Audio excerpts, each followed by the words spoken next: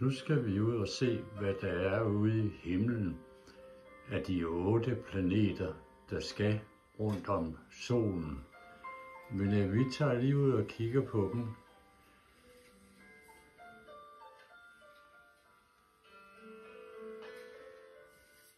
Og her har vi den store sol, og der har vi alle planeterne, der skal rundt om solen. Men vi tager lige op og hilser på den mindste planet.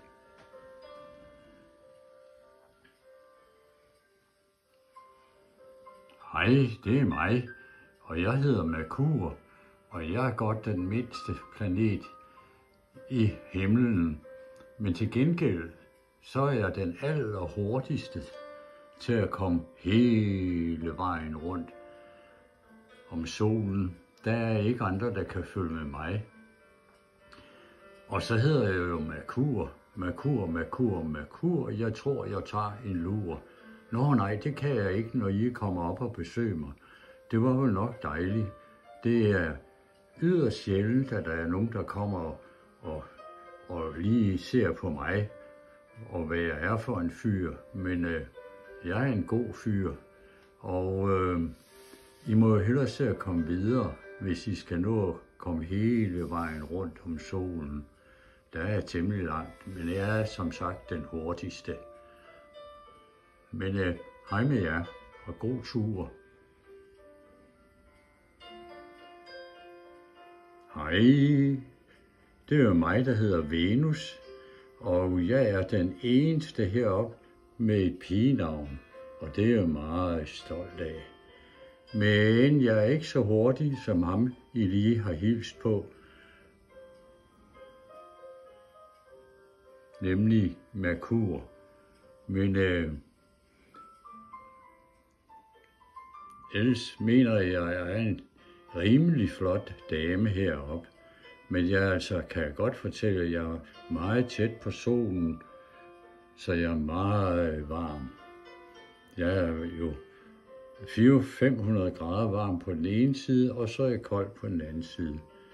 Men hvis I skal nå at komme hele vejen rundt, så må I hellere tage afsted. Så tak for besøget. Hej. Det mig kender I, for I bor jo på den.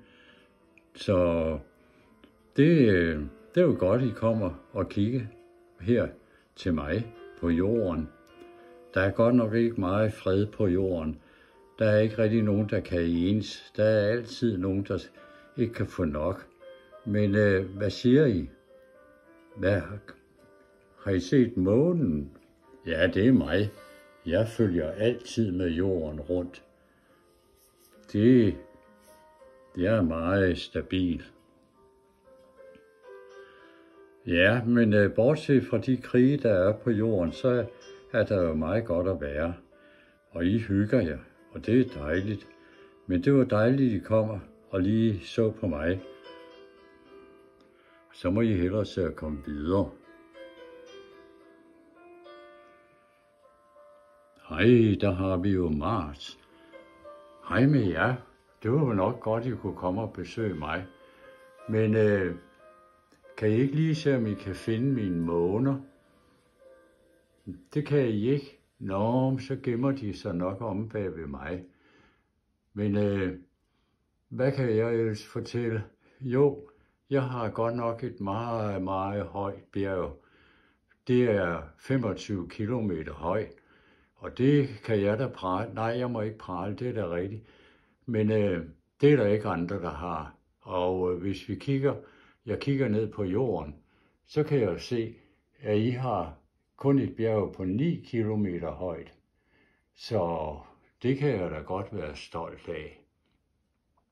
Men tak for besøget. Det var jo nok pænt af jer at komme og hilse på mig, Mars. Jo, jeg kan da lige fortælle, at jeg har 2 måner. Og det er jeg lidt stolt af. For jorden har jo kun 1 måne. Men I må se at komme videre. I skal ned til den store pralehals, Jupiter. Hov, hov, hov. Hvad er det for noget? Det er kun ham, Mars der siger, jeg er en pralehals. Jeg er absolut ikke nogen pralehals. Jeg kan ikke gøre ved, at jeg er større end alle de andre. Jeg er den største i himlen. Men der er altså en, der er større end mig, og det er solen. Den er jo 10 gange større end mig. Og det er jeg ikke så glad for, men det kan jeg jo ikke gøre noget ved. Men jeg kan da se, eller det er da i hvert fald mig, der synes, jeg er en flot fyr. Om andre gør det, det ved jeg ikke. Men nu har han lige prale, det må han ikke, fortalt, at han har 2 måneder, så kan jeg da sige, at jeg har 79 måneder, der følger med mig. Og det er jeg meget stolt af.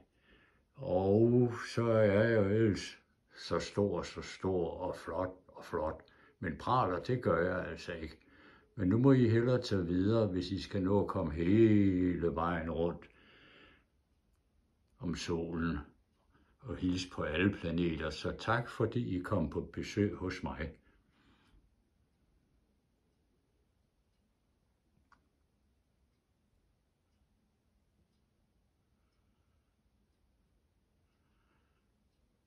Hej. Jeg var ikke klar over, at der kom nogen på besøg i dag. Jeg er jo Saturn, og det er mig med den smukke ring. Det er jeg meget stolt af. Men jeg hørte lige, at den store pral, nej, det må jeg jo ikke sige, at den fortalte, at den havde 79 måneder. Men så kan jeg da fortælle, at jeg har lige så meget som 82 måneder, der svæver rundt om mig. 82, det vil sige, at jeg har 3 måneder mere end Jupiter, og det er jeg meget stolt af. Men I skal jo videre, og tak fordi I kommer og kigger på min smukke ring.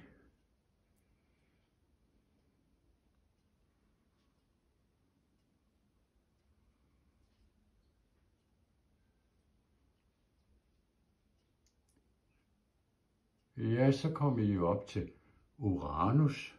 Den er langt ude i verdensrummet, havde jeg nok sagt, i himmelrummet. Men der er en, der er endnu længere ude.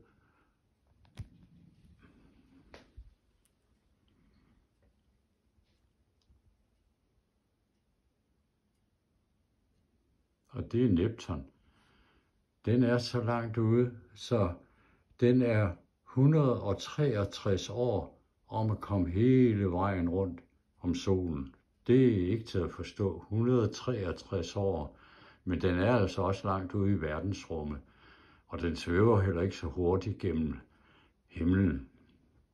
Men nu har I været ude og hilse på Merkur, der tog en lille lur. Og Venus, månen og jorden, Mars, det er der, hvor videnskabsfolkene og rumforskerne, de vil gerne op og besøge den. Men det glæder jeg mig også til. Men det tager nok mange år, inden de kommer herop. Og så har I set den store pralehals. Jeg praler ikke, det kan jeg godt sige. Så det er noget værre vrøvl. Jupiter.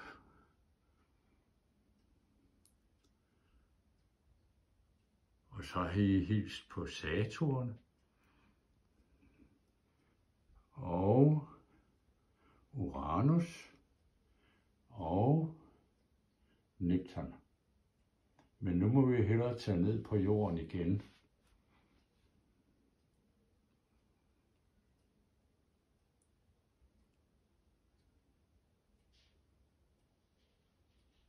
Og nu er vi nede på jorden.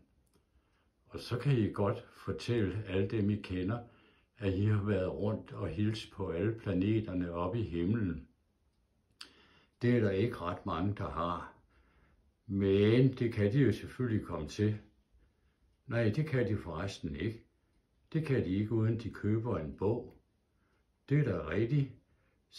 Og det er en bog, der hedder Et nemt indlæringssystem om planeterne op i solsystemet. Og der er en hel del videofilm, og så kan man se den film, blandt andet I lige har set. Men det kan I da fortælle til de forskellige, at I har været rundt og set på alle de der planeter oppe i himlen. Det er der ikke ret mange, der har. Så tak fordi I tog med. Det var rigtig flot, og I må have en rigtig hyggelig dag.